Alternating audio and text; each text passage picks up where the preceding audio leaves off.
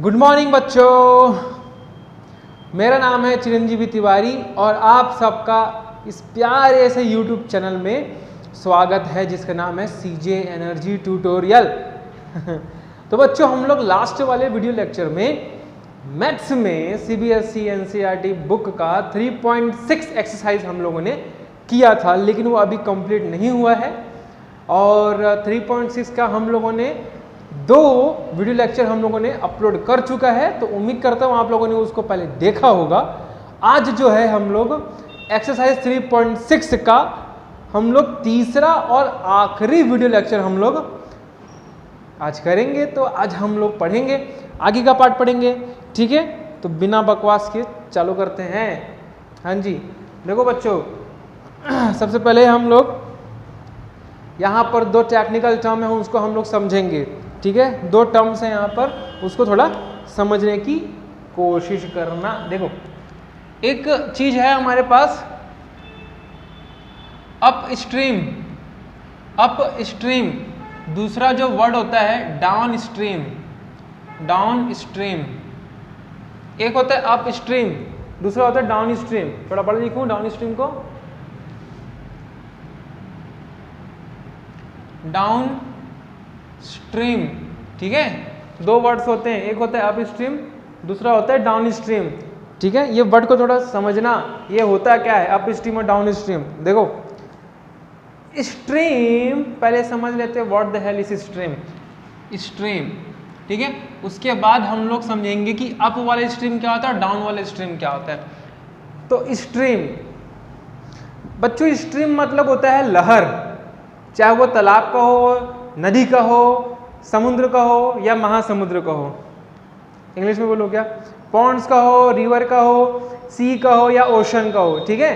तो कोई लहरें हैं, ऐसे पानी की लहरें हैं, ठीक है, ऐसे मस्त एकदम बढ़िया सा ऐसे लहरें हैं। तो हम लोग उसमें क्या कर रहे हैं, उसमें हम लोग नाव चला रहे हैं, बोट चला रहे हैं, ठीक है। ऐसे बोट चला रहे हैं मस्त एकदम टाइटैनिक जैसा, ये बोट, ठीक है। तो ये हमारे पास रिवर स्ट्रीम है। क्या चीज है ये? स्ट्रीम है, ये हमारा स्ट्रीम है। लहर है, लहर क्या है? लहर। और ये हमारा बोट है।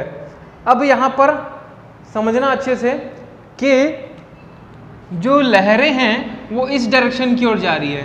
कौन सी डायरेक्शन की ओर? राइट साइड ऐसे पानी बह रही है, ठीक है। पानी उधर जा रही है, राइट साइड, ठीक है। पानी एकदम राइट साइड में जा रही है, ओके। पानी कैसे जा रही है? राइट साइड में जा रही है, ऐसे इधर। इसका डायरेक्शन कैसा है? इस तरफ है, वाटर का डायरेक्शन, ओके। हाँ जी, अब स्ट्रीम तो समझ आ गया। बारी आती है अप स्ट्रीम क्या होता है और डाउन स्ट्रीम क्या होता है। समझो इस चीज को, अप स्ट्रीम और डाउन स्ट्रीम को समझना।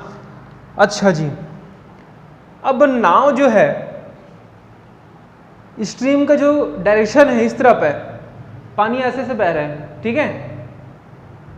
पानी उस तरफ बह रहा है, तो नाव किस तरफ बह सकता है? मतलब नाव किस तरफ जाएगा? ना हो सकते इधर भी जाए, ना हो सकते इधर भी आ जाए, आगे पीछे भी आ जाए, हो सकते हैं ना भाई, ठीक है। तो यहां पर 2 कंडीशन बनता है। अगर नाव, ये हमारा बोट है, बोट BOAT, बोट, अगर बोट का डायरेक्शन किधर है? इधर है, इस साइड है। किस साइड? जहां पर लहरें हैं, लहर की जो डायरेक्शन है, ठीक है, लहर भी उस तरफ जा रही है और बोट भी उसी डायरेक्शन में जा रहा है। जिस डायरेक्शन में लहर है उसी डायरेक्शन में बोट भी जा रहा है। तो हम इसको कहते हैं, सोच के बताओ, अप स्ट्रीम या डाउन स्ट्रीम? हाँ जी, एक लहर के साथ में है और एक लहर के अगेंस्ट में है। बताओ क्या हो सकता है इसमें, अप स्ट्रीम या डाउन स्ट्रीम? कुछ तो पढ़े होगे या कुछ तो जानते होगे भाई। हाँ जी, नहीं मालूम? नहीं मालूम ना। देखो, इसे कहते हैं हम लोग बेटा डाउन स्ट्रीम। क्या कहते हैं? डाउन स्ट्रीम, डाउन स्ट्रीम कहते हैं। क्या कहते हैं? Down stream. तो डाउन स्ट्रीम मतलब होता है कि आपका जो बोट है उस डायरेक्शन में जा रहा है जिस डायरेक्शन में नदी का पानी बह रहा है, दोनों का डायरेक्शन सेम है, उसे हम लोग कहते हैं डाउन स्ट्रीम। लेकिन अगर नदी का डायरेक्शन उधर है, लेकिन हम लोग बोट को इधर चला रहे हैं, उसके अपोजिट डायरेक्शन में, उसे हम लोग कहते हैं अप स्ट्रीम। क्या कहते हैं? अप स्ट्रीम कहते हैं। क्लियर है? अप स्ट्रीम कहते हैं। ओके, ठीक है। तो मैं शॉर्टकट यहाँ पर बताऊं, देखो समझना। यहाँ पर लिख रहा हूँ ना, कहाँ पर लिखूँ? चलो यहाँ लिख रहा हूँ, समझना अच्छे से बच्चों। एक शॉर्टकट बता रहा हूँ मैं, उसको चीज़ को याद कर लेना। डाउन स्ट्रीम और रिवर स्ट्रीम, नदी का, रिवर स्ट्रीम या फिर वाटर स्ट्रीम, पानी का, नदी, समुद्र, कुछ भी हो सकता है, इसलिए मैं सीधा वाटर लिख रहा हूं। तो दोनों का डायरेक्शन अगर सेम होगा, इधर इधर, तो डाउन स्ट्रीम कहलाएगा। मतलब बोट का, अच्छे से लिख रहा हूं ना, देखो फिर से लिख रहा हूं मैं, समझना। जो हमारा बोट है, बोट का डायरेक्शन इधर, और हमारा स्ट्रीम है, स्ट्रीम का डायरेक्शन इधर, मतलब सेम डायरेक्शन है, तो सेम डायरेक्शन वाले को क्या कहते हैं? Down stream. क्या कहते हैं? Down stream. बट अगर बोट का जो डायरेक्शन है, BOAT, बोट का डायरेक्शन इधर है, अपोजिट डायरेक्शन में, और स्ट्रीम का जो डायरेक्शन है वो अपोजिट डायरेक्शन में, दोनों एक इधर जा रहे हैं तो एक इधर आ रहे हैं, दोनों का डायरेक्शन अलग अलग है, तो इसे कहते हैं हम लोग अप स्ट्रीम। क्या कहते हैं? Up stream. क्लियर है? अप स्ट्रीम कहते हैं। ठीक है, अच्छा चलो भाई, बहुत अच्छी बात है, आप लोगों को अब समझ में आ गया होगा। हाँ, अब मुझे एक बात बताना, अगर पानी जो है फ्लो हो रहा है, तो पानी फ्लो हो रहा है तो उसकी कोई ना कोई स्पीड होगी ना, पानी की कोई ना कोई स्पीड होगी। तो सपोज ये स्पीड है x, पानी की जो स्पीड है वो x kilometre per hour something मान लिए, है ना। और बोट भी तो जा रहा है, तो बोट का भी क्या होगा? अपना एक स्पीड होगा। तो बोट की स्पीड को हम लोग y मान लेते हैं, बोट की स्पीड को y मान लेते हैं। क्लियर है? बोट की स्पीड को y मान लेते हैं, भूलना नहीं इस चीज़ को। क्लियर? भूलना नहीं। हाँ जी। अब ये x स्पीड है किसका? बहाव का, लहरों का, स्ट्रीम का। y जो स्पीड है वो क्या है? बोट का है। क्लियर है? तो अब हमको क्वेश्चन अब ऐसे डील करना है कि हमको सीधा सीधा क्वेश्चन बोलेगा कि एक बोट है जो डाउन स्ट्रीम जा रहा है, या एक बोट है जो अप स्ट्रीम जा रहा है, बस। तो हमको मालूम होना चाहिए डाउन स्ट्रीम में दो चीज आता है ना, दो चीज आता है। एक आता है बोट, तो बोट की स्पीड y, और एक आता है स्ट्रीम, स्ट्रीम का स्पीड है x। इसमें तो दोनों ही स्पीड है, सिमिलरली यहाँ भी दोनों ही स्पीड है। लेकिन क्वेश्चन में सिर्फ ये बोलेगा कि वो डाउन स्ट्रीम जा रहा है या फिर अप स्ट्रीम जा रहा है। क्लियर है ना? तो अगर डाउन स्ट्रीम बोल रहे हैं तो बोट और स्ट्रीम का डायरेक्शन सेम होगा, और अगर अप स्ट्रीम बोल रहे हैं तो बोट और स्ट्रीम का डायरेक्शन अपोजिट होगा, एक उधर तो एक इधर। क्लियर है? और बोट और स्ट्रीम का अपना अपना वेलोसिटी होगा, स्पीड होगा। क्लियर है ना?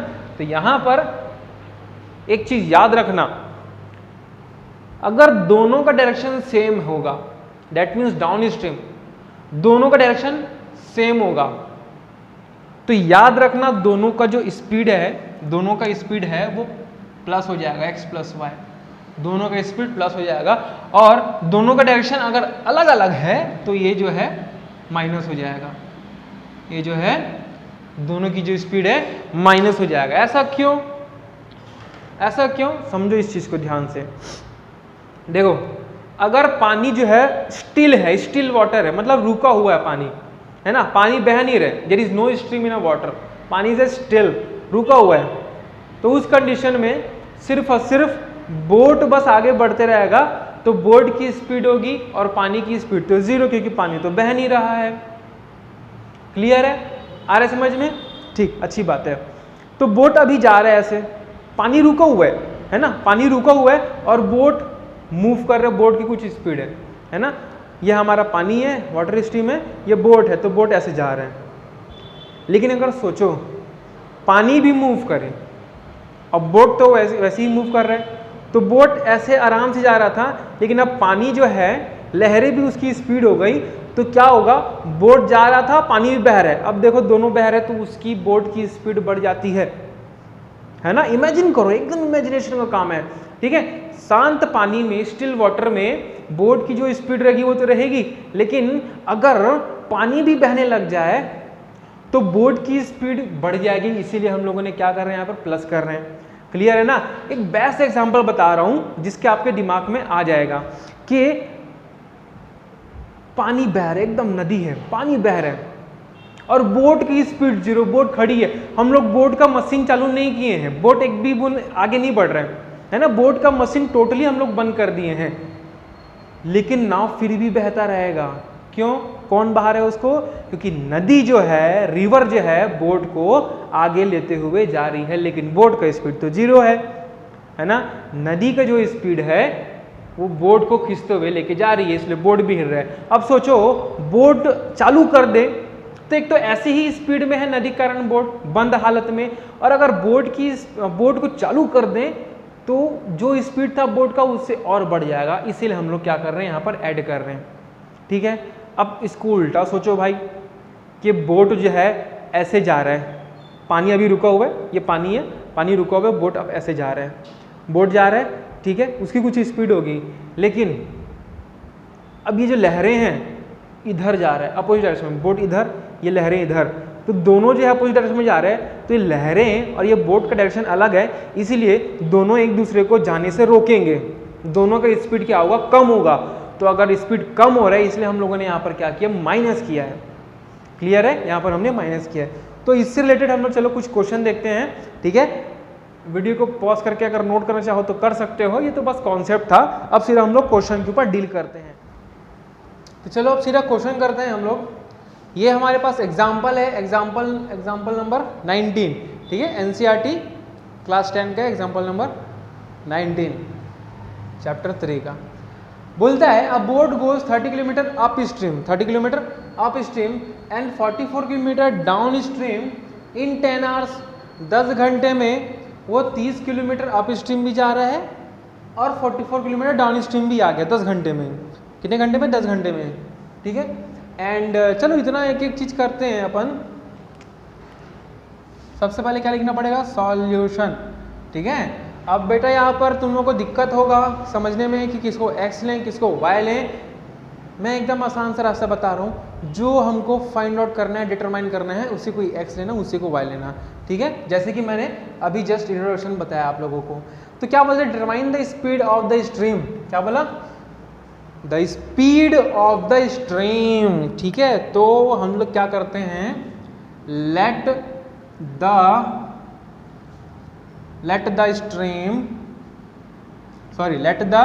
स्पीड ऑफ द स्ट्रीम, ठीक है। क्या पूछा है? The speed of the stream, ये डिटरमाइन करना है। तो let the speed of the stream be x kilometre पर आवर, है ना। हमने इसको क्या माना? x माना, और चूंकि ये क्या है बेटा? स्पीड है, इसलिए उसका यूनिट भी लिख लिया किलोमीटर पर आवर में। तो सर किलोमीटर पर आवर क्यों लिखे? स्पीड तो मीटर पर सेकंड भी होता है यूनिट, बट बेटा यहाँ पर किलोमीटर आवर्स इसमें दिया है, तो यूनिट किस में होना चाहिए? किलोमीटर पर आवर में होना चाहिए, ठीक है। तो determine the speed of the stream, तो हमने लिख लिया, उसको x मान लिया। अब सेकंड क्या बोलते हैं? And that of the boat in still water, ठीक है। अब बोट का भी स्पीड बोल रहे हैं, तो the speed of boat in still water, still water मतलब रुका हुआ पानी में, still water be y kilometre पर आवर, ठीक है। तो हमको जो पूछा था उसको एक वाले को x मान लिया, दूसरे पार्ट को हमने y मान लिया। क्लियर है? अच्छा जी, ठीक है। अब समझना कि अ boat goes 30 kilometre up stream. तो देखो क्या बोलते हैं, समझना। अगर ये पानी का लहर है, अगर मैं वाटर का स्ट्रीम बनाऊं, जैसे कि अभी हम लोगों ने देखा था, ये वाटर की स्ट्रीम है और इसका डायरेक्शन जो है इस तरफ है, ठीक है, उसका डायरेक्शन है उस तरफ। क्लियर है? और सपोज करते हैं जो बोट है यहां से स्टार्ट किया, इस पॉइंट से स्टार्ट किया, ठीक है, और इस पॉइंट तक वो गया, यहां शुरुआत हुआ, यहां से गया, और स्ट्रीम का डायरेक्शन इस तरफ है, और ये छोटा सा नाव है, नाव boat pirates of the Caribbean का पर्ल हार्बर। तो देखो यहाँ पर ये बोट है हमारे पास। अब देखो क्या कहता है कि boat goes 30 kilometre up stream, 30 kilometre up stream. तो ये यहाँ से यहाँ चालू किया और ये 30 किलोमीटर तक गया, यहाँ तक 30 किलोमीटर गया, 30 किलोमीटर गया। अच्छा रुको ना, देखो अप स्ट्रीम मैंने क्या बताया था, अप स्ट्रीम क्या होता है बेटा, अप स्ट्रीम क्या होता है कि स्ट्रीम के डायरेक्शन के अपोजिट में बोट चलता है, ठीक है, स्ट्रीम के डायरेक्शन के अपोजिट में बोट चलता है। तो ये देखो यहाँ पर बोट यहाँ पर है, बोट यहाँ पर है हमारा, अच्छे से बनाओ सर, बोट हमको दिखना चाहिए, ठीक है। तो बोट यहाँ पर है और स्ट्रीम का डायरेक्शन इधर है और बोट का डायरेक्शन इधर है, इस तरफ, ठीक है। और यहाँ पर आके रुक गया, ये कितना है 30 किलोमीटर गया वो, ठीक है। ये इधर जा रहा है भाई स्ट्रीम और बोट इधर आ रहा है, तभी तो क्या हुआ, अप स्ट्रीम हुआ ना बेटा, ठीक है, अप स्ट्रीम हो रहा है। अब क्या कहता है एंड 44 किलोमीटर डाउन स्ट्रीम। अब यहाँ पर पहुंचा, अब डाउन स्ट्रीम आ रहा है, डाउन स्ट्रीम मतलब जिस डायरेक्शन में रिवर है, रिवर का डायरेक्शन है उस डायरेक्शन में बोट जाएगा। तो अब यहाँ पर था, अब यहाँ से फिर इधर आगे जाएगा, ऐसे आगे जाएगा, कितना किलोमीटर जाएगा भाई 44 किलोमीटर आगे जाएगा। तो 44 किलोमीटर है ना, जिस डायरेक्शन में रिवर का डायरेक्शन है उस डायरेक्शन में वहाँ भी जाएगा। क्लियर है ना। तो ये तो सिर्फ और सिर्फ मैं कॉन्सेप्ट बता रहा था जो अभी हमने डिस्कस किया था। अब सीधा हम लोग आते हैं क्वेश्चन पे, क्लियर है, सीधा सॉल्यूशन पे आते हैं।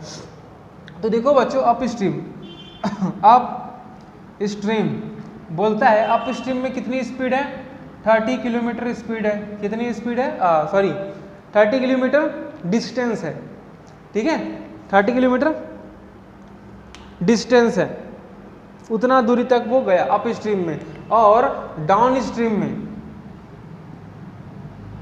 डाउन स्ट्रीम में वो कितना गया 44 किलोमीटर डिस्टेंस तक गया। ये डिस्टेंस है, क्लियर है ना, ये डिस्टेंस है, वो उतना दूर तक गया, क्लियर है, उतना दूर तक गया। अब आप लोगों को पता होना चाहिए और डेफिनेटली आप लोगों को पता है, सर क्या पता है हमको, हमको ये पता है कि speed is equal to distance upon time. ये तो पता होगा, speed is equal to distance upon time. तो स्पीड को यहाँ नीचे लाओ और टाइम को इधर खिसका दो यहाँ पर, है ना। तो इस टाइम को इधर लाओ, ये हो गया हमारा टाइम, और यहाँ का स्पीड इधर आ गया नीचे, स्पीड, ठीक है, ये हो गया। अच्छा जी, अच्छा यहाँ पर अभी मैं मिटा रहा हूँ जो मैंने आपको बताया था, याद रखना। अप स्ट्रीम में दोनों की जो स्पीड होती है वो क्या होती है, माइनस होती है, एक्स और वाई दोनों माइनस होगा, और किलोमीटर पर आवर, ठीक है। डाउन स्ट्रीम की अगर हम लोग बात करें तो डाउन स्ट्रीम में वो जो स्पीड है वो क्या होती है, प्लस होती है, एक्स प्लस वाई किलोमीटर पर आवर। क्लियर है ना यहाँ तक, ये तो पता होना चाहिए। अप स्ट्रीम में क्या होता है, माइनस होता है, और डाउन स्ट्रीम में प्लस होता है, इसको याद कर लो, ठीक है। अच्छा जी, अब देखो बेटा क्या होता है, टाइम क्या होता है, डिस्टेंस अपॉन स्पीड होता है, ठीक है। अच्छा जी, अब बोलता है कि 10 घंटे में वो 30 किलोमीटर अप स्ट्रीम भी कर लिया और 44 किलोमीटर डाउन स्ट्रीम भी कर लिया। कितने घंटे में, 10 घंटे में, ठीक है, 10 घंटे में।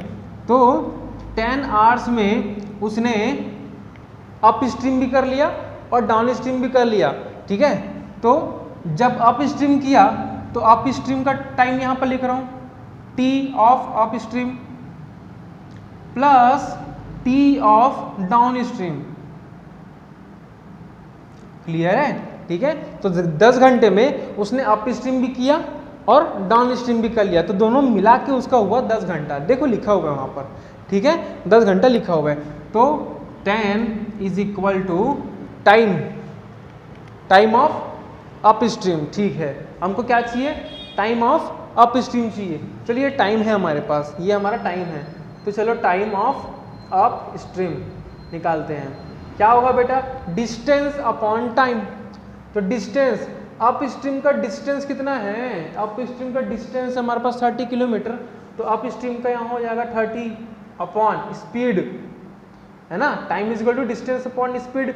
तो टाइम है ये किसका, अप स्ट्रीम का टाइम है, डिस्टेंस लिख ले अपॉन स्पीड, किसका स्पीड, अप स्ट्रीम का स्पीड, और अप स्ट्रीम का स्पीड कितना होता है x माइनस वाई, तो यहाँ पर क्या लिखेंगे x माइनस वाई। क्लियर है, तो ये हमारे पास t अप स्ट्रीम मिल गया। अब t डाउन स्ट्रीम भी चाहिए, तो t डाउन स्ट्रीम कैसे लिखेंगे, t डाउन स्ट्रीम, तो t मतलब क्या होता है बेटा, टाइम, तो टाइम क्या होता है, डिस्टेंस अपॉन स्पीड, तो डिस्टेंस किसका, डिस्टेंस डाउन स्ट्रीम का, तो डाउन स्ट्रीम का डिस्टेंस कितना, 44 किलोमीटर, तो 44 अपॉन, क्लियर है, अपॉन स्पीड आता है, तो डाउन स्ट्रीम का स्पीड कितने, डाउन स्ट्रीम का स्पीड है हमारे पास x प्लस वाई, तो यहाँ पर क्या आएगा x plus y, x plus y आएगा।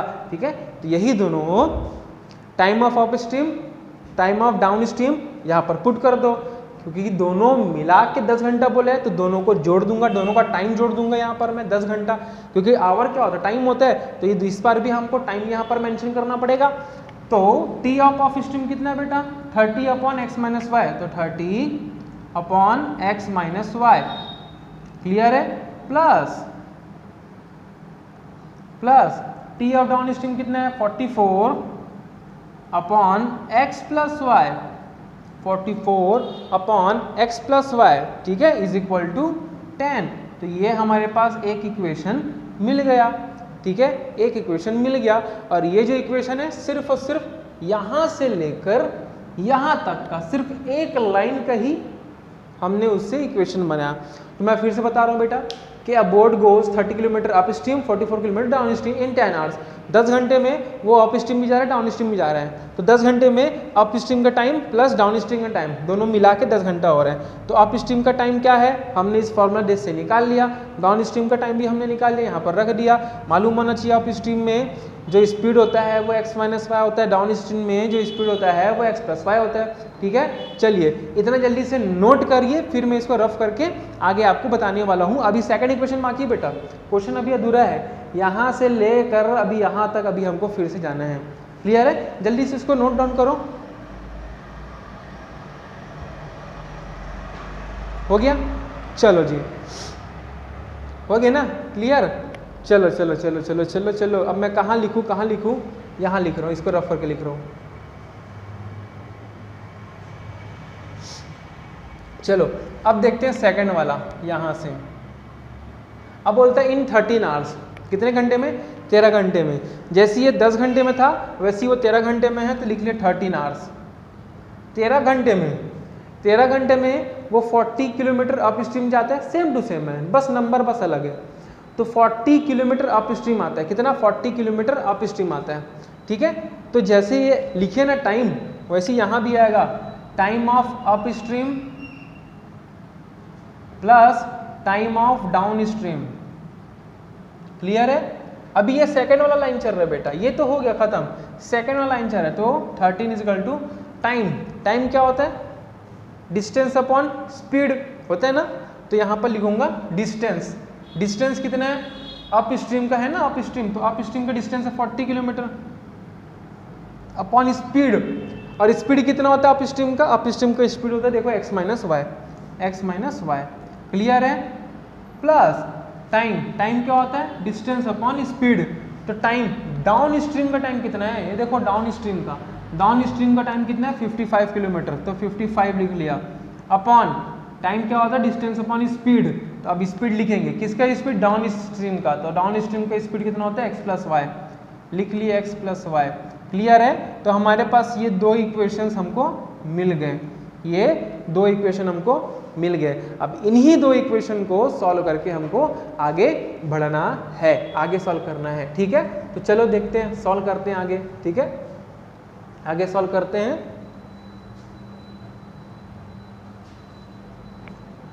तो हमारे पास दो इक्वेशन कौन कौन से हैं, पहले इसको लिख रहा हूँ बेटा मैं, क्या है हमारे पास equation, 30 upon x minus y plus 44 upon x plus y is equal to 10, clear है।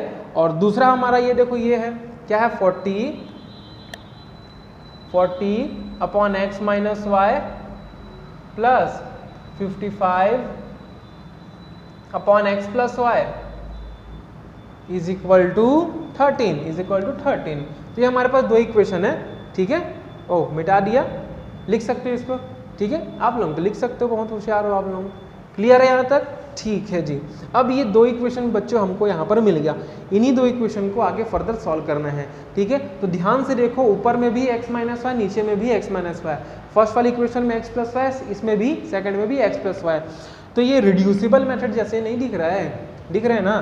तो सबसे पहले हमारा पहले स्टेप क्या होता था बेटा, कि हम लोग न्यूमरेटर को हम लोग पहले बाहर निकालेंगे। तो देखो पहले इक्वेशन का देखो, ये मेरा फर्स्ट इक्वेशन है, ये मेरा सेकंड इक्वेशन है। तो फर्स्ट इक्वेशन देखो, फर्स्ट वाला इक्वेशन क्या, 30 को बाहर निकालो, है ना। ऐसा कर चुके हैं ना हम लोग पिछले वाले वीडियो लेक्चर में। 30 बाहर निकाले, अंदर क्या बचेगा, 1 अपॉन एक्स माइनस वाई बचेगा। क्लियर है? ठीक। प्लस यहाँ पर देखो 44 बाहर निकाल लो, 44 को, तो अंदर क्या बचेगा, 1 अपॉन एक्स प्लस वाई बचेगा, इज इक्वल टू 10। अब सेकंड इक्वेशन क्या है हमारे पास, ये देखो 40 बाहर निकालो, 40 बाहर निकल गया, 1 अपॉन एक्स माइनस वाई बचा, प्लस 55 बाहर निकालो, 1 अपॉन एक्स प्लस वाई, ठीक है, इज इक्वल टू 13। अब दोनों इक्वेशन में ये दोनों सेम है और ये दोनों सेम है, तो हम क्या करते थे बेटा कि लेट अस एज्यूम, क्या एज्यूम करना है कि 1 अपॉन एक्स माइनस वाई को हम लोग p एज्यूम कर लेते हैं, एंड ये सेकंड वाला 1 अपॉन एक्स प्लस वाई को हम लोग q एज्यूम कर लेते हैं।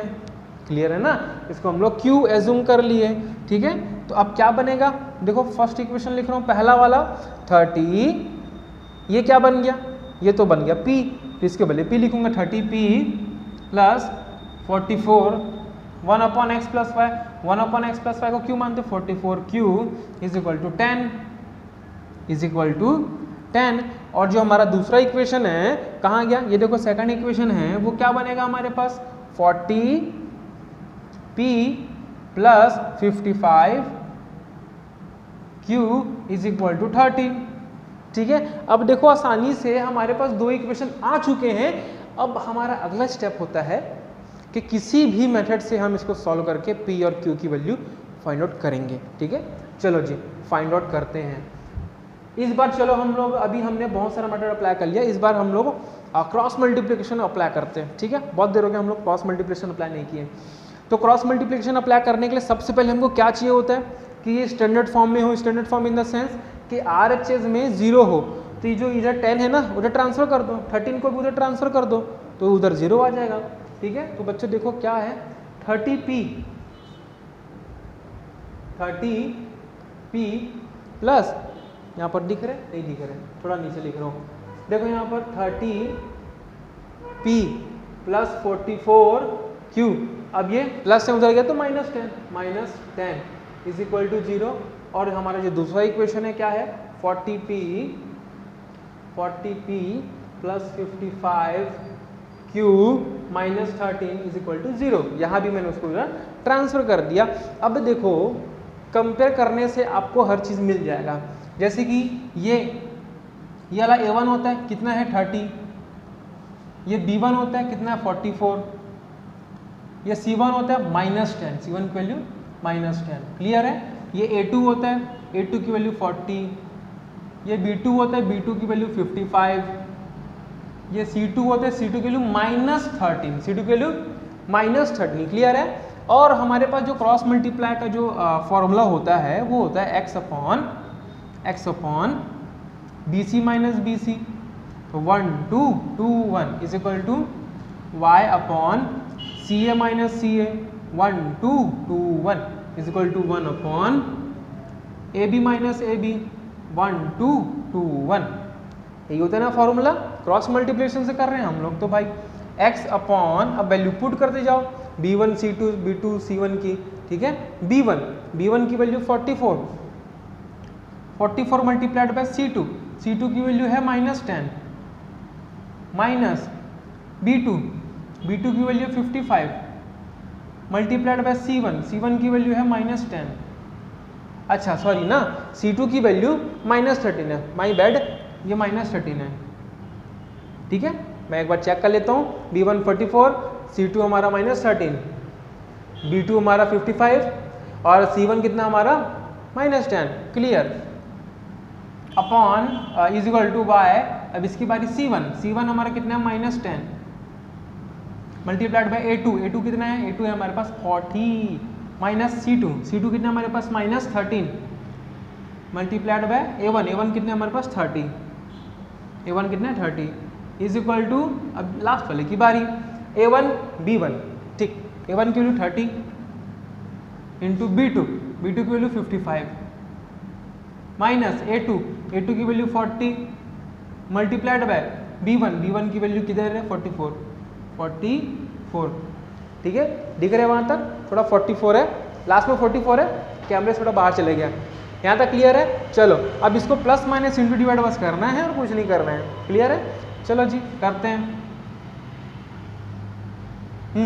44 इंटू 13, तो 44 इंटू 13 कितना होता है, 4 3 12, 4 3 12, 13 44 हो गया 5 7 2, ठीक है 572, तो 572 बट माइनस पे है तो ये -572, भूलना नहीं बेटा, माइनस में लगेगा। और 55 इंटू 10 कितना होता है 550 होता है, और ये माइनस, ये भी माइनस बन गया प्लस, क्लियर। अब इसकी बारी 40 इंटू 10 400, लेकिन ये प्लस ये माइनस, तो यहाँ पर माइनस का साइन आएगा, बोलना नहीं। उसके बाद 13 इंटू 30, 3 कर देता हूँ 30 हो जाएगा, 3 3 9, 3 1 3, 390, ये 390 होता है बच्चों, ठीक है। अच्छा 13 माइनस पे और सामने भी माइनस पे, तो माइनस माइनस प्लस, तो सामने में प्लस का साइन लगेगा। यहाँ पर देखते हैं 55 मल्टीप्लाइड बाय 30, मतलब 3 का लेता हूँ, बाद में 0 जोड़ लूँगा, 5 3 जा 15, ये हो गया 165 लास्ट में एक 0 जोड़ दिया मैं, ठीक है। उसके बाद माइनस 4 4 4 या 16 17 1 7, देखो यहाँ तक आ गया हमारा। अब इसको एक बार और सॉल्व करना बाकी है, x अपॉन प्लस माइनस करना है, साइन किसका बड़े का लगेगा, ठीक है। तो दोनों में बड़ा क्या है, ये बड़ा है, तो लगा दिया पहले साइन। अब माइनस करना है, दोनों को माइनस करने से कितना आएगा बच्चों, माइनस करने से कितना आएगा 572 में से 550 माइनस करो प्रोजेक्ट से, तो माइनस में 2 आएगा, 5 6 7 2, भाई सिंपल सी बात है, 22 आएगा बस यहाँ पर, -22 is equal to y upon plus minus sign किसका बढ़ेगा, बड़ा दोनों में कौन है 400 बड़ा होता है, माइनस साइन पे डाल दिया, माइनस करो कितना आएगा 10 आएगा, सिंपल 400 में 390 माइनस करो 10 आएगा। अब इसकी बारी लास्ट वाले की लिख लेते हैं, छोटा सा कॉन्टेम बाकी है, कितना है 1760 में से 1650 माइनस करना है, 0 1 1, 110 आ रहा है बस, मात्र 110, कितना 110, लेकिन दोनों में बड़ा ये है, इसके सामने माइनस है, तो माइनस साइन हम लोगों ने डाल दिया, ठीक है। अब ये आ गया हमारे पास। अब बच्चों कुछ नहीं करना है, सीधा क्या करना है, अगर हमको x के लिए निकालनी है तो इसको इस वाले से इक्वल कर दो, y के लिए निकालनी है तो y को इससे इक्वल कर दो, है ना, आप जानते हो, बहुत होशियार हो। तो x upon -22 is equal to ये इज इक्वल टू ये 1 अपॉन -110 कर दो, ठीक है। तो क्या मिलने वाला है बिडू अपने को, तो -22 क्या है डिवाइड में हो जाएगा तो मल्टीप्लाई होगा, तो x is equal to -22 upon -110, ऊपर नीचे दोनों माइनस है, कट गया, माइनस कट गया, ठीक है। अब इनको काटो, 11 के टेबल में कट रहा होगा, 11 2 जा 22, 11 10 जा 110, और काटो 2 1 जा 2 5 जा, तो यहाँ से x की वैल्यू कितनी आ रही बच्चों 1/5, यहाँ लिख दूँ मैं x इज इक्वल टू 1/5, है ना, और x क्या है, स्पीड है तो किलोमीटर पर आवर, क्लियर है। अब अपन निकालते सेकंड वाले के लिए,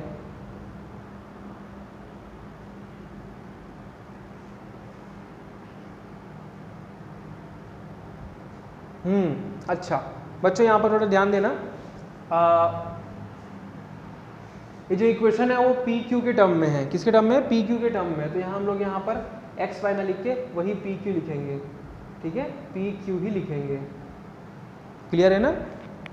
ये P बन जाएगा, ये Q बन जाएगा, ये P बन जाएगा, ये वाला Q बन जाएगा, ये P बन जाएगा, ये Q बन जाएगा। This is P। तो जो हमारी वैल्यू निकली वो P की निकली, नॉट X। ये वैल्यू निकली है, P की वैल्यू निकली है। क्लियर है? वैल्यू निकली है, P की वैल्यू निकली है, क्योंकि इक्वेशन हमारा P Q की टर्म में है ना, अभी X की वैल्यू नहीं निकली ना। अच्छा, तो P की वैल्यू निकल गई, हमने क्या किया, इसको इससे इक्वल किया। अब हम इस वाले को इससे इक्वल करते हैं, जिससे हमारे पास Q की वैल्यू आ जाएगी। चलो इक्वल करते हैं, तो Q upon -10 is equal to 1/110। ठीक, अब क्या होगा, -10 को उस पर भगा दो, तो Q is equal to -10 upon -110। यहाँ भी minus minus cancel out, 0 0 cancel out, तो क्या बना 1/11। तो Q की वैल्यू 1/11। ठीक है, अभी किलोमीटर पर आवर भूल जाओ, अभी नॉर्मली P की वैल्यू और ये Q की वैल्यू। क्लियर है? ये P की वैल्यू, ये Q की वैल्यू। अब हमें तो भाई P Q नहीं चाहिए, हमें क्या चाहिए, हमें तो चाहिए था X और Y की वैल्यू।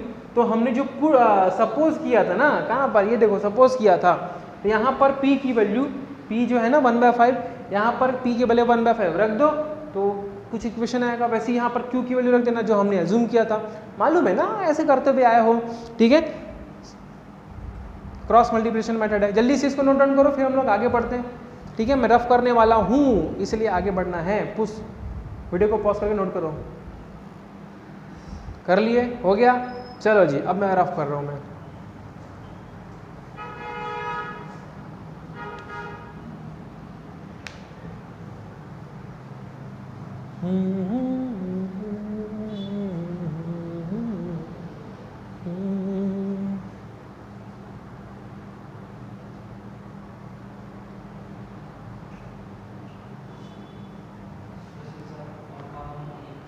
चलो बेटा बच्चों, देखो यहाँ पर अब 1/x minus y is equal to p, है ना। और क्या दूसरा क्या अज्यूम किए थे, दूसरा equation 1/x plus y is equal to q, ये अज्यूम किए थे। ठीक है, चलो इसको भी रफ कर दिया मैंने। अब हमको क्या करना है, 1/x minus y is equal to p, तो और p की वैल्यू कितनी है, 1/5 रख दो यहाँ पर। और 1/x plus y is equal to q, और q की वैल्यू कितनी है, 1/11, तो q की वैल्यू लिख लो 1/11। अब क्या करते थे, रेसिप्रोकेट करते थे, पलट दो। 1/x माइनस वाई है तो x माइनस वाई अपन 1/5 का 5/1, मतलब ये। इसको भी सिमिलरली ये मिलेगा हमको। ठीक है, ये मिल गया। अब उसके बाद कुछ नहीं करना है बेटा, ये इक्वेशन नंबर 1 है, इक्वेशन नंबर 2 है। इक्वेशन 1 + 2 कर दो, देखते हैं क्या मिलता है। तो x minus y is equal to 5 ये, और दूसरा क्या है, x plus y is equal to 11, दोनों को प्लस कर रहा हूँ तो प्लस। ठीक है, तो देखो प्लस करने से माइनस वाई प्लस वाई तो गया, निपट गया बेचारा। क्या बचा, x बचा, x plus x 2x is equal to 5 + 11 16, तो x इज इक्वल टू 16/2, 2 1 जा 2, 8 जा कट गया, तो x की वैल्यू 8 आ गई। और ये फाइनली हमारा x की वैल्यू है 8 किलोमीटर पर आवर। क्लियर है? अब इस वैल्यू को आप 1 में हो या 2 में हो, किसी एक में पुट कर दो, आपको दूसरे की भी वैल्यू आ जाएगी। ठीक है, इसको रफ कर देता हूं मैं। तो इस x की वैल्यू को हम चलो करते हैं, वह इक्वेशन 1 इक्वेशन 2 है, चलो इक्वेशन नंबर 2 में पुट कर देते हैं। ठीक है, चलो फ्रॉम, या ऐसे लिखते हैं now putting the value of, किसका वैल्यू पुट कर रहे हैं, x का, इन कहाँ पर पुट कर रहे हैं, इन इक्वेशन, कौन सा, इक्वेशन नंबर 2 में। और हमारा इक्वेशन नंबर 2 क्या कहता है, x plus y is equal to 11, और इसमें x की वैल्यू 8 रख देनी है, तो x के बदले लग दूंगा मैं यहाँ पर, रख दूंगा 8 plus y is equal to 11, तो y is equal to 11 minus 8, उधर ट्रांसफर हो गया। और डेफिनेटली 11 में से 8 माइनस करोगे तो कितना आएगा, कितना आएगा, 3 आएगा क्या, मेरे हिसाब से 3 आएगा, और ये स्पीड है इसलिए किलोमीटर पर आवर 3 आएगा, किलोमीटर पर आवर। तो y की वैल्यू हमारे पास आ गई 3 और x की वैल्यू हमारे पास आ गई 8। ठीक है, जल्दी से इसको वीडियो पॉज करके नोट करो बच्चों, ये हमारा क्वेश्चन यहाँ पर कंप्लीट। तो बच्चों चलो हम लोग अगला क्वेश्चन यहाँ पर देखते हैं। अब सीधा एक्सरसाइज में आते हैं, एक्सरसाइज नंबर 3.6। ये बोला है क्वेश्चन नंबर 2, क्वेश्चन नंबर 2 बोलता है formulate the following problems as the pair of equations and hence find their solutions. ऐसा हमको क्वेश्चन बोलता है। तो हमको क्वेश्चन नंबर 2 का सबसे पहला वाला हम लोग देखते हैं। Ritu can row downstream 20 kilometre in 2 hours and upstream 4 kilometre in 2 hours. Find her speed of rowing in still water, कौन सा पानी में, शांत पानी में, स्टिल वाटर में, and speed of the current. Current मतलब वही बेटा स्ट्रीम है ना, करंट मतलब बीच होता है स्ट्रीम। क्लियर है? चलो जी, अब इसको हम लोग सीधा सीधा सॉल्व करते हैं। ठीक है, बहुत आसान है, अभी हम लोग ने एग्जांपल देखा ना, उससे तो ये बहुत आसान है। तो मैं पहले बता देता हूँ क्या होता है। हमने क्या देखा बेटा, टाइम का फॉर्मूला क्या होता है, टाइम का फॉर्मूला क्या होता है, distance upon speed, distance upon speed. ठीक है, चलो सबसे पहले गिवन लिखते हैं, क्या हमको गिवन है। तो हमको सबसे पहले डाउन स्ट्रीम दिया हुआ है, डाउन स्ट्रीम दिया हुआ है, डाउन स्ट्रीम। अच्छा आपको मालूम तो होगा ना, इससे पहले बच्चे लोग बार बार फंस जाते हैं एक्स और वाई क्या लेना है। मैं बार बार बोल रहा हूँ, जो हमको डिटरमाइन करना है, जो हमको फाइंड आउट करना है, उसी को एक्स मानना है और वाई मानना है। तो find her speed of rowing in still water, speed of rowing. ठीक है, तो लेट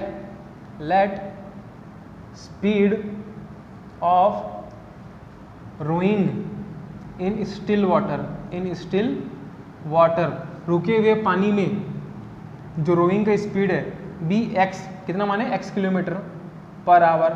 ठीक है, second, and the speed of the current, speed of the current, current की स्पीड को हम लोगों ने क्या मान लिया, बी वाई किलोमीटर पर आवर। ठीक है, एक को x मान लिया, एक को y मान लिया। ओके, अब हमको ये भी मालूम है, क्या मालूम है कि डाउन स्ट्रीम में x प्लस y होता है, मिक्स हो जाता है किलोमीटर पर आवर। क्लियर? और अप स्ट्रीम में वही चीज माइनस हो जाती है, x माइनस वाई किलोमीटर पर आवर। ठीक है, ये चीज याद रखना है ना, डाउन स्ट्रीम में x plus y, upstream में माइनस हो जाएगा x माइनस वाई। क्लियर है? चलो जी, वेरी गुड। अब देखो बच्चों कि हमारे पास, चलो ऐसा अगर कंफ्यूजन हो रहा है ना, तो सीधा स्पीड का ही फॉर्मूला लिख लो। अगर ट्रांसफर करते नहीं बन रहा होगा तो speed is equal to distance upon time. ये ऐसी नॉर्मल फॉर्मूला होता है, शिफ्ट मत करो, नहीं तो कोई बच्चे को डिस्टर्ब होता है, कंफ्यूजन होता है। चलो उसी फॉर्मूले को हम लोग अप्लाई करते हैं। तो डाउन स्ट्रीम, सबसे पहले हम लोग बात करते हैं डाउन स्ट्रीम की, किसकी, डाउन स्ट्रीम की बात करते हैं। ठीक है, तो स्पीड, तो डाउन स्ट्रीम में क्या लिखेंगे, स्पीड। तो डाउन स्ट्रीम में स्पीड कितना है, x plus y, speed is equal to distance upon time. तो ये हमारा स्पीड हुआ, इज इक्वल टू डिस्टेंस। तो डाउन स्ट्रीम में डिस्टेंस कितना है बेटा, डाउन स्ट्रीम में डिस्टेंस है 20 किलोमीटर, तो हमारा डिस्टेंस अपॉन टाइम, और टाइम कितना है 2 आवर्स, 2। क्लियर है? अब देखते हैं इसकी बारी, अप स्ट्रीम की बारी। ठीक है, स्पीड कितना है, x minus y, speed is equal to distance upon time. तो डिस्टेंस, अप स्ट्रीम में डिस्टेंस है 4 किलोमीटर, अपॉन टाइम कितना है 2 आवर। क्लियर? चलो यहाँ से कुछ कट रहा है, 2 1 जा 2 10 जा, काट डाला मैंने इसको, 2 1 जा 2 2 जा। क्लियर है? तो यहाँ पर हमारे पास x plus y is equal to 10 और यहाँ पर x minus y is equal to 2। तो हमारे पास ये पहला इक्वेशन, ये दूसरा इक्वेशन है ना, ये पहला इक्वेशन और वो दूसरा इक्वेशन। तो हम क्या करते हैं, दोनों इक्वेशन को प्लस कर देते हैं। क्या करें, प्लस करें। चलो यहाँ लिख रहा हूँ मैं, क्या कर रहे हैं, इक्वेशन 1 प्लस इक्वेशन नंबर 2। तो इक्वेशन 1 क्या है बच्चों, x plus y is equal to 10, equation 2 है x minus y is equal to 2। Clear? 1 2 दोनों लिख लिए। प्लस करना है तो प्लस कर देता हूं मैं, +5 -5 कट गया, x प्लस x होता है 2x इज इक्वल टू 10 + 2 हो गया 12, तो x is equal to 12 divide by 2, 2 1 ज़ा 2 6 ज़ा, तो यहाँ पर x की वैल्यू बेटा 6 आ गई, x की वैल्यू 6 आ गई। डेट मीन्स यहाँ पर लिखूँ x is equal to 6 kilometre पर आवर। क्लियर है, किलोमीटर पर आवर। अब ये x की वैल्यू को किसी भी एक इक्वेशन में पुट कर दो तो y की वैल्यू आ जाएगी। चलो इक्वेशन नंबर 1 में पुट कर देते हैं, ठीक है। तो क्या लिखेंगे, putting the value of x in equation, कौन सा इक्वेशन है वो, फर्स्ट में पुट कर देते हैं।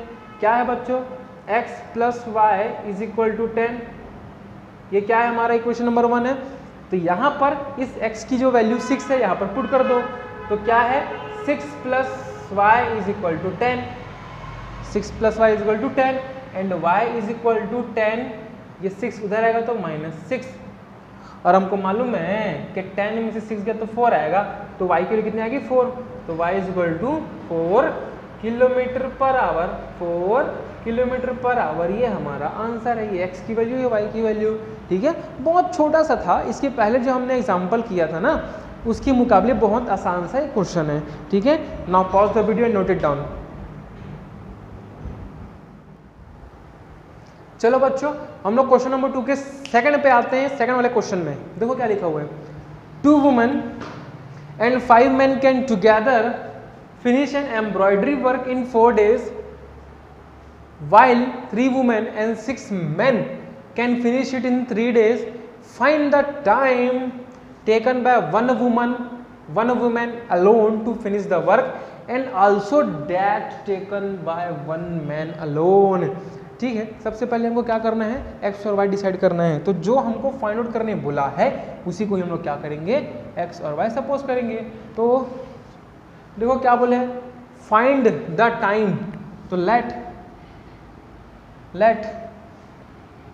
टाइम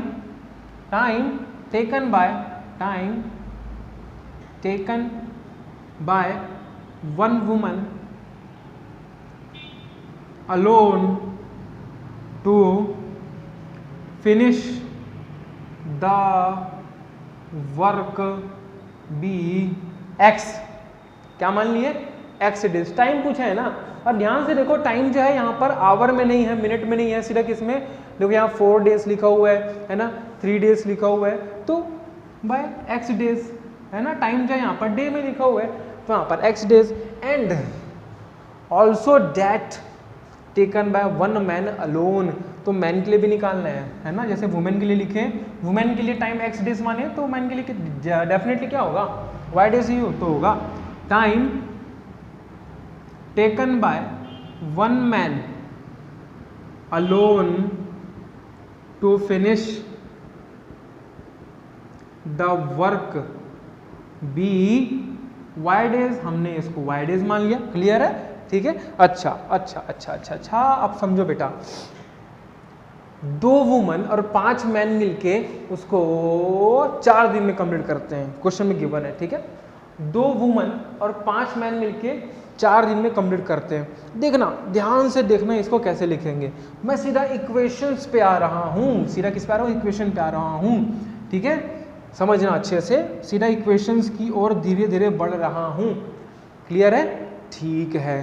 तो देखो हमने सपोज किया कि वुमन को कितना टाइम लग रहा है, x डेज लग रहा है, और मैन को कितना लग रहा है, y डेज लग रहा है। वही चीज़ हमको यहाँ से फाइंड आउट करनी है, ठीक है, फाइंड आउट करनी है। तो यहाँ पर ध्यान देना, जब भी इस चीज़ की बात आएगी, किस चीज़ की, आगे बढ़ते। तो अब सीधा हम क्वेश्चन की ओर ओरिएंट हो रहे हैं धीरे धीरे, इक्वेशन की ओर। तो देखो बेटा कि एक वुमेन को टाइम लग रहा है x डेज, एक मैन को टाइम लग रहा है y डेज। तो work done by one woman कितना होगा, 1/x डेज, 1/x वर्क, ठीक है। Work done by one woman in 1 days, work done by one woman in 1 day, एक दिन में कितना काम होगा, तो भाई x डेज है तो एक दिन में कितने काम होगा, 1/x होगा काम, ठीक है। तो similarly work done by 1 man in 1 day, एक दिन में एक आदमी कितना काम करेगा, आदमी y है तो 1/y काम करेगा भाई, कितना काम करेगा, 1/y काम करेगा, ठीक है। अब चलो सीधा इक्वेशन की ओर आते हैं। देखो बेटा क्या कहता है, 2 वुमेन, कितने वुमेन, 2 वुमेन, 2 वुमेन, ठीक है भाई। एक वुमेन के लिए 1/x, एक वुमेन के लिए 1/x, क्लियर है। एक वुमेन के लिए 1/x, तो 2 वुमेन के लिए 2 × 1/x, 2 × 1/x, क्लियर है। तो 2 वुमेन एंड मतलब प्लस 5 मैन, तो 5 मैन, तो एक मैन का जो काम है 1/y है, तो 5 मैन का काम कितना होगा, 1/y, 5 × 1/y। अरे एक मैन का 1/y तो 5 मैन का 5 × 1/y, और 2 वुमेन एंड 5 मैन दोनों मिला के टुगेदर मतलब एक साथ प्लस करके 4 डेज में कंप्लीट करते हैं, is equal to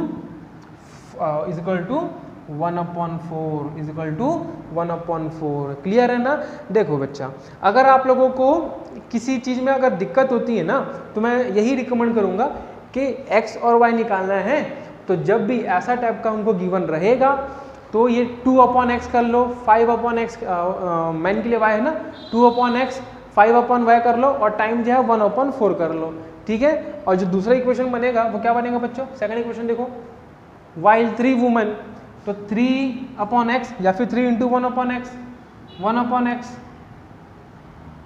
and 6 man plus 6 man, एक मैन के लिए 1/y, तो 6 मैन के लिए इतना, can finish it in 3 days, is equal to 1/3। ये हमारा इक्वेशन फॉर्मेशन हो गया, ठीक है। अब यहीं से हमको x और y की वैल्यू लानी है, क्लियर है। अच्छा जी, अब अगला स्टेप क्या रहेगा कि लेट अस एज्यूम, क्या एज्यूम करेंगे कि यहाँ 1/x, यहाँ भी 1/x, तो 1/x को क्या मान लेते हैं, p, एंड यहाँ 1/y, यहाँ भी 1/y, तो 1/y को मान लेते हैं q, 1/y को q मान लेते हैं। तो अब हमारे पास जो इक्वेशन बना वो 2p + 5q = 1/4, और सेकंड वाला क्या बना, 3p + 6q = 1/3, ठीक है। ये हमारा इक्वेशन बना, ठीक है। जल्दी से वीडियो को पॉज करिए क्योंकि मैं आगे मिटाने वाला हूँ, ऊपर वाला रफ करने वाला हूँ। जल्दी लिखो लिखो लिखो लिखो लिखो 1 2 3 4 5। चलो मैं मिटा रहा हूँ, ठीक है।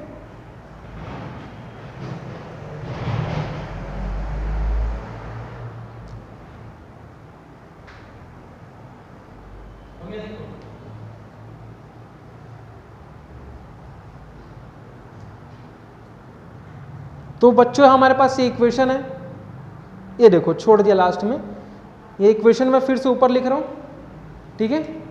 इक्वेशन फिर से लिख रहा हूँ ऊपर में, क्या क्या इक्वेशन है, 2p + 5q = 1/4, और जो दूसरा इक्वेशन है वो क्या है, 3p + 6q = 1/3, ठीक है। अब ये हमारे पास 2 इक्वेशन है। आप आराम से इस चीज को कोई भी मेथड इस्तेमाल करके आप यहाँ से वैल्यू फाइंड आउट कर सकते हो, ठीक है, कोई भी इक्वेशन क्या ना हो। चलो तो हम क्या करें, सब्स्टिट्यूशन लगाएं, क्रॉस मल्टीप्लिकेशन लगाएं या एलिमिनेशन लगाते हैं, क्या लगाएं, जल्दी बताओ भाई क्या लगाएं। चलो क्या क्या क्या क्या क्या जल्दी बताओ। हम लोग सब्स्टिट्यूशन लगाते हैं, ठीक है, सब्स्टिट्यूशन मेथड है। ये इक्वेशन नंबर 1 है, ये हमारा इक्वेशन नंबर 2 है, ठीक है। तो क्या लिखेंगे, बाय यूजिंग सब्स्टिट्यूशन मेथड, ठीक है। तो फ्रॉम इक्वेशन 1, पहला इक्वेशन देखो क्या है हमारे पास, पहला इक्वेशन है 2p + 5q = 1/4, तो क्या होगा 2p = 1/4, ये 5q इस पर ट्रांसफर हो गया तो -5q हो गया, एंड p = 1/4 - 5q / 2, है ना, क्योंकि ये बेटा मल्टीप्लाई में है, इधर आएगा तो डिवाइड में आएगा। और इसको क्या कर सकते हैं, 1/4 × 2 माइनस 5q डिवाइड बाई 2, क्योंकि जो 2 जो है वो दोनों में सेपरेट हो जाएगा, हमने कर दिया। तो p is equal to 1/8 plus 5q by 2, sorry minus. तो ये हमारा p की वैल्यू है, लेकिन किसके टर्म में? q के टर्म में, ठीक है, q के टर्म में। अब इस p की जो वैल्यू है उसको हम लोग इसको इक्वेशन 1 से निकालें, तो इक्वेशन 2 में इस चीज को पुट करेंगे, सब्स्टिट्यूट करेंगे। नाउ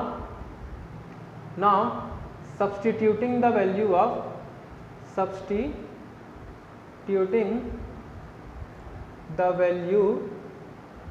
ऑफ किसकी वैल्यू? p की वैल्यू। कौन सी इक्वेशन में? सेकंड इक्वेशन में, क्योंकि फर्स्ट से ये निकाले तो सेकंड में पुट करना है इन इक्वेशन नंबर 2। और हमारा इक्वेशन नंबर 2 क्या कहते हैं? 3p, इक्वेशन 2 है 3p plus 6q is equal to 1/3। तो 3p, ठीक है, अच्छे लिखूं क्या? 3p। अब p के बदले ये पूरा टर्म, तो पूरा ब्रैकेट में डाल दो, क्योंकि पूरा का पूरा p है, इसलिए 1/8 माइनस 5q बाई 2, ये पूरा का पूरा p है, plus 6q is equal to 1/3। Clear है? अच्छा जी, अब ब्रैकेट ओपन करता हूँ, थोड़ा सॉल्व होगा, तो 3/8 बन जाएगा, माइनस 5 3 जा 15, तो 15q by 2 plus 6q is equal to 1/3। ठीक है। अब देखो बच्चों, ये 3/8 जो है और ये 1/3 नॉर्मल नंबर है बिना q वाले, ये q वाला ये दोनों आपस में सॉल्व होगा, तो इसको उस पार पकड़ के ले जाता हूँ मैं। तो 1/3, ये 3/8 उस पार आएगा तो माइनस 3/8 बन जाएगा, है ना। और ये 6q है तो लिख दिया 6q minus 15q by 2, minus 15q by 2। Clear. अब q वाले आपस में सॉल्व होंगे और आप लोगों को मालूम है क्रॉस मल्टीप्लाई कैसे करते हैं। ये 2 जो है इसके साथ मल्टीप्लाई हो जाएगा, तो 6 2 12 q माइनस 15q अपॉन 2। इस पर भी बेटा क्या करना है, क्रॉस मल्टीप्लाई करना है। 8 इस 1 के साथ मल्टीप्लाई होगा, 8 1 जा 8 माइनस ये 3 इस वाले के साथ मल्टीप्लाई होगा, 3 इंटू 3 3 3 जा 9 डिवाइडेड बाय नीचे वाला आपस में होगा 3 8 जा 24 3 8 जा 24। क्लियर है। अब देखो प्लस माइनस माइनस करना है, आंसर आएगा हमारे पास 3q, लेकिन 15 बड़ा है माइनस है तो माइनस 3q बाई 2। उस पर क्या आ रहा है, 8 में से 9 गया मतलब minus 1 upon 24, minus 1 upon 24। Clear है। आगे इसको थोड़ा और सॉल्व करते हैं। देखो अब हमें q की वैल्यू चाहिए ना, तो देखो यहाँ से q is equal to minus 1 upon 24। देखो माइनस 3 q के साथ मल्टीप्लाइड में है, नीचे आ जाएगा माइनस 3, और 2 यहाँ डिवाइड में है तो यहाँ पर ऊपर आ जाएगा इनटू में। तो माइनस माइनस कट गया, 2 1 जा 2 कितना है जा 12 जा, तो यहाँ से q की वैल्यू कितनी आ रही है 1 अपॉन, और ये नीचे 12 बचा और यहाँ से 3 भी बचा, तो यहाँ से q की वैल्यू हमें निकल गई, कितनी निकली 36, 1 अपॉन 36। कितनी निकली 1 अपॉन 36। क्या ये आंसर है क्या? क्या ये आंसर है क्या? नहीं है ना। हमने याद करो, हमने सपोज किया था। अच्छा अभी तो सिर्फ q की निकले, अभी p की निकालना बाकी है, क्योंकि p की जो वैल्यू है वो इन टर्म्स ऑफ q है ना, इन टर्म्स ऑफ q है। तो उस q की वैल्यू को यहाँ पर पुट करते हैं, यहाँ पर तो क्या आएगा 1/8 माइनस 5/2 इंटू q, और q की वैल्यू है 1/36। कितनी है 1/36। तो क्या आएगा p is equal to 1/8 minus 5/36 टू जा 72। ठीक है, 36 जा 72। इसको फर्दर सॉल्व करेंगे तो p इज इक्वल टू, अब ये क्रॉस मल्टीप्लाई होगा है ना, 72 इसके साथ होगा 1 के साथ, तो 72 1 जा 72 माइनस ये 8 इंटू 5 5 8 जा 40 डिवाइडेड बाय 8 और 72 आपस में मल्टीप्लाई होगा, कर देते हैं 8 2 जा 16 56 57 576। कितना आएगा 576 इज इक्वल टू, अब 72 में से 40 माइनस कर दो, कितना आएगा 32 आएगा, नीचे कितना है 576। अब इसको आप लोग काट सकते हो, ये आपको दिख रहा है ना, नहीं दिख रहा है नीचे हो गया, थोड़ा ऊपर लिखता हूँ मैं 32 अपॉन 576। 32/576। अब गिवन दिख रहा है आप लोगों को? ठीक है जी। अब इसको काटो, है ना, इसको काटना है। अब कुछ नहीं कर रहे हैं, बस लास्ट में इसको काटना बस तो है बच्चों। ठीक है, इसको सिंपली आपको क्या करना है, काटना है। ठीक है, चलो काटते हैं। अगर आपको 32 को टेबल आता है तो काट देना। 32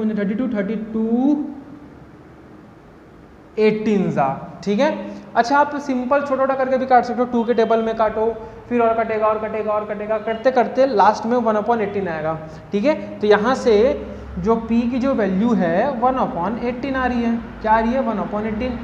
बट ये हमारा आंसर नहीं है ना, ना ना ना ना, इसको आंसर मत मान लेना, क्योंकि हमने क्या एज्यूम किया था, 1/x को p एज्यूम किया था और 1/y को q एज्यूम किया था। याद है ना कि भूल गए? याद है, याद है, याद है।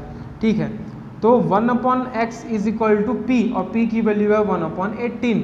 तो बच्चे इसको क्या कर दो, 1/x को रेसिप्रोकेट कर दो तो x/1 1/18 भी उल्टा हो जाएगा। आ गया हमारा आंसर, x की वैल्यू 18। वैसे ही वहाँ भी करना है। क्या होगा? 1/y is equal to q और q की वैल्यू 1/36। इसको पलट दो, रेसिप्रोकेट कर दो तो y इज इक्वल टू 36 यहाँ से आंसर। ठीक है, ये दोनों हमारा आंसर है। ठीक है, तो बच्चों हमने यहाँ पर सब्स्टिट्यूशन मेथड हमने यहाँ पर इस्तेमाल किया था। आप चाहो तो एलिमिनेशन मेथड भी इस्तेमाल कर सकते हो, और एलिमिनेशन मेथड ये जो इतना जो लेंदी दिख रहा है ना, इससे थोड़ा छोटा है और मेरा फेवरेट भी है ना। लेकिन फिर भी सब्स्टिट्यूशन हम लोगों ने अभी तक बहुत देर तक नहीं किया था, इसलिए मैंने सोचा ये इस्तेमाल कर लें। ठीक है, तो pause the video and note it down, जल्दी हरी अप। हम लोग सीधा आते हैं अपने इस एक्सरसाइज के सबसे लास्ट क्वेश्चन की और आखिरी क्वेश्चन की ओर। तो क्या कहता है question? Ruhi travels 300 kilometre to her home partly by train and partly by bus. ठीक है, चलो, तो एक कोई रूही है, लड़की है डेफिनेटली। तो देखो क्या है यहाँ पर कि उसको अपना घर जाना है ना। सपोज करते वो अभी पॉइंट ए में है, उसको अपने घर जाना, उसका घर देखो यहाँ पर है पॉइंट बी में, और बोला है कि ट्रैवल 300 किलोमीटर।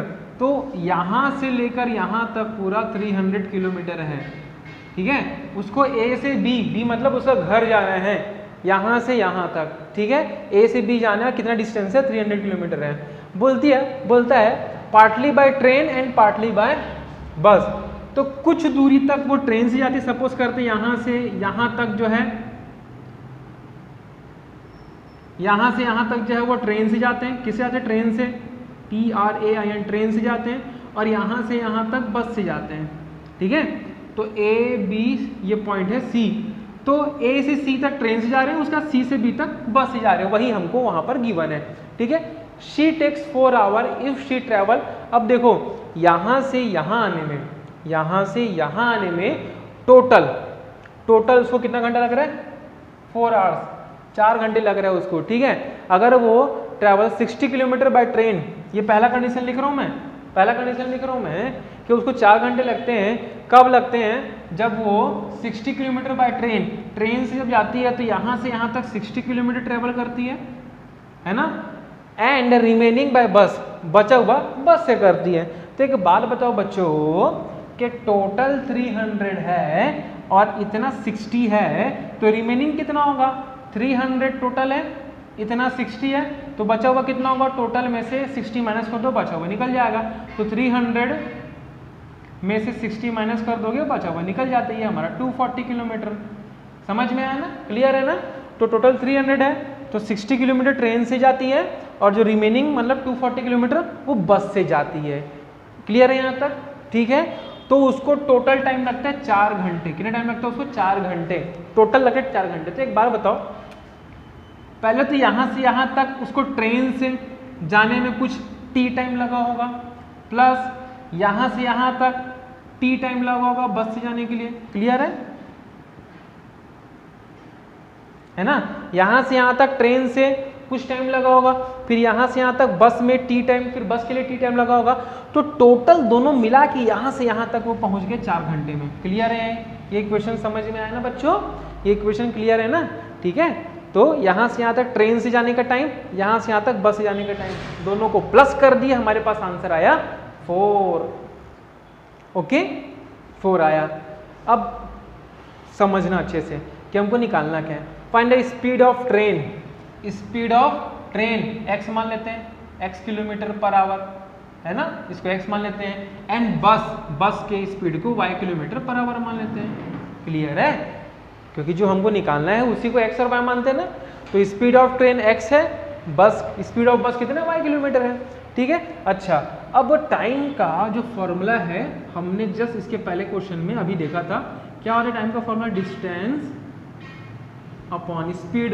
ये होता है हमारा टाइम का फॉर्मूला, डिस्टेंस अपॉन स्पीड। तो टाइम डिस्टेंस अपॉन स्पीड, तो टाइम के बदले क्या लिखूं, डिस्टेंस, ट्रेन का टाइम ना, तो ट्रेन का डिस्टेंस है 60, डिस्टेंस अपॉन स्पीड। तो ट्रेन का स्पीड कितना है, तो स्पीड ऑफ ट्रेन क्या माने, x माने, डिस्टेंस अपॉन स्पीड, प्लस किसका टाइम है, ये बस का टाइम है, तो टाइम का फॉर्मूला डिस्टेंस अपॉन स्पीड। तो टाइम के बदले डिस्टेंस, ऊपर क्या का डिस्टेंस, किसका डिस्टेंस, बस का डिस्टेंस, तो बस का डिस्टेंस है 240 अपॉन स्पीड, और बस की स्पीड कितना माने, y इज इक्वल टू 4। बच्चों ये हमारे पास आ गया इक्वेशन नंबर 1, समझ आया ना, इक्वेशन नंबर 1 आया। ठीक है, अब चलो अब सेकंड कंडीशन हम लोग देखते हैं, है ना। अब बारी है सेकंड कंडीशन की। देखो फिर से मैं डायग्राम बना रहा हूँ, ये हमारा A है, ये हमारा B है, ठीक है, और ये कहीं पर C है। तो यहाँ से पूरा 300 किलोमीटर उसका पूरा घर है B। क्लियर है, पूरा घर है B। ओके, अब देखो सपोज करते हैं यहाँ से ट्रेन से गए C तक, उसके बाद बस से जा रहे हैं अपन, है ना, बचा हुआ बस से जा रहे हैं। क्लियर, अब देखते हैं इफ शी ट्रेवल 60 किलोमीटर, अच्छा ये हो चुका है, कहाँ तक हुआ है, हाँ, if she travels 100 kilometre by train, अब ट्रेन से 100 किलोमीटर जा रहे हैं, एंड रिमेनिंग बाय बस, बचा हुआ बस से, तो टोटल 300 है, ट्रेन से 100 गए तो बचा हुआ कितना होगा, 300 में से 100 माइनस कर दो, बचा हुआ 200 आएगा। क्लियर है ना, क्योंकि यहाँ 100 ये हो गया 200, दोनों मिलाओगे 300। क्लियर है, 300 आया 200 आया। She takes 10 minutes longer, 10 minute ज़्यादा लगता है उसको, 10 मिनट ज़्यादा लगता है। ठीक है, तो पहले तो कितना था, 4 घंटा लगता था उसको, पहले कितना लगा, 4 घंटा लगा। अब बोलता है कि कहाँ गया, she takes 10 minute longer, 10 minute उसको ज़्यादा लगा। तो 10 मिनट उसको ज़्यादा लगा ना, तो प्लस 10 मिनट, बस 4 घंटा प्लस 10 मिनट, 10 मिनट उसको ज़्यादा लगा, पहले 4 घंटा था। ठीक है, बट आपको मालूम तो नहीं होगा या होगा कि एक आवर में और एक मिनट में है, तो डायरेक्ट हम लोग इसको प्लस नहीं कर सकते, 14 आ जाएगा नहीं तो, है ना, 14 घंटे हो नहीं सकता। एक आवर में और एक मिनट पे है, तो दोनों का यूनिट हमको सेम रखना है। और हाँ ऑफ कोर्स सब किलोमीटर किलोमीटर और ये किलोमीटर पर आवर में, इसका मतलब इस मिनट को हमको कन्वर्ट करना है। एक मिनट में कितने, सॉरी एक घंटे में कितने मिनट होते हैं, 60 मिनट। तो यहाँ पर डिवाइड बाय 60 कर दो, तो ये भी किस में कन्वर्ट हो जाएगा, आवर्स में कन्वर्ट हो जाएगा। ठीक है, 0 से 0 मरा, क्या बचा 4 + 1/6, दोनों आवर्स में है, आवर्स में दोनों, और 6 क्रॉस मल्टीप्लाई करेंगे इस चीज़ को, डायरेक्ट 5/6 मत लिख देना, गलत हो जाएगा। 6 4 = 24 + 1 / 6। ठीक है, ये बन गया हमारे पास 25/6 आवर। क्लियर है ना, ठीक है, तो 10 मिनट ज़्यादा लगता था, हमने उसमें 10 मिनट ऐड कर लिया, सिंपल। हाँ जी, अब यहाँ पर देखो कि टाइम लगेगा ट्रेन से जाने के लिए, ट्रेन का टाइम, प्लस टाइम लगेगा बस से, वो कुछ बस डिस्टेंस तक गया, उसके बाद यहाँ से यहाँ तक टोटल जाने में उसको 25/6 टाइम लगा टोटल। ठीक है, 25/6 टाइम लगा। क्लियर है, तो ट्रेन मतलब टाइम, टाइम का होता है डिस्टेंस अपॉन स्पीड, तो ट्रेन का डिस्टेंस कितना, 100 अपॉन स्पीड, ट्रेन का स्पीड कितना है x, प्लस टाइम बस का डिस्टेंस कितना 200, स्पीड कितना है y = 25/6।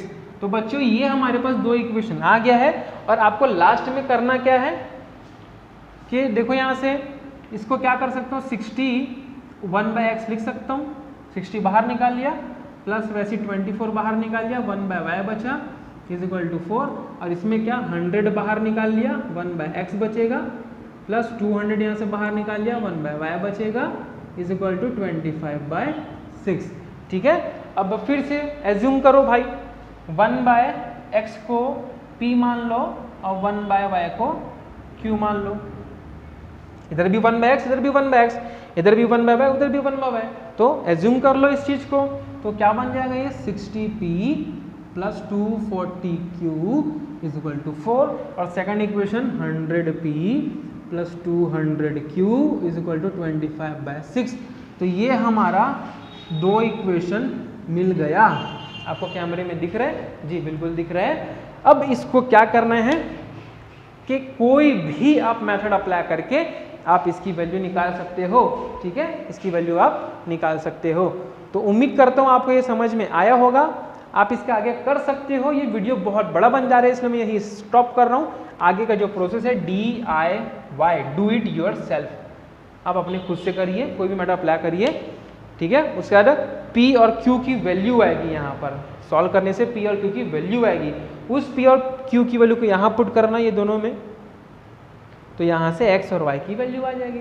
ठीक है, तो वीडियो को पॉज करके इस पूरे क्वेश्चन को जल्दी से नोट डाउन करो, और अगर ये क्वेश्चन नहीं बनता है तो मुझे कमेंट करके जरूर बताना, मैं इसको सॉल्व करके आपको बता दूंगा। ठीक है, चलो गुड बाय।